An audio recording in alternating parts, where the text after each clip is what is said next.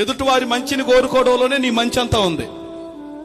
ఎదుటివారి క్షేమం కోరుకోవడంలోనే నీ క్షేమం అంతా ఉంది. నిన్ను 4 మాటలు ఆమెకి నీకు ఆయనకి నీకు పడకుండా 4 మాటలు వాగ్యం జరగగానే ఎక్కడికి పోతావు, రేపు నువ్వు ఏదో అయినట్టు వచ్చిందే వార్త అన్నావు అనుకో, నీ ఇంట్లో మొదలైద్ది అది. ఏది విత్తుతామో అదే కోస్తాం. నేను మీకు తల్లకిందులుగా తపస్సు చేయమని చెప్పను. ఈరోజు ఒకటే చెప్తాను, మీకు మంచి జరగాలంటే ఎదుటివారి మంచిని కోరుకోండి మీరంతే. మీకు క్షేమం కలగాలంటే ఎదుటివారు క్షేమంగా ఉండాలని కోరుకోండి. మీకు మేలు కలగాలంటే ఎదుటివారి మేలును కోరుకునే వారిగా మీరుండండి. మొదట ఎక్కడి నుంచో మొదలవదు ఆశీర్వాదం, ఎక్కడి నుంచో మొదలవదు శాపం.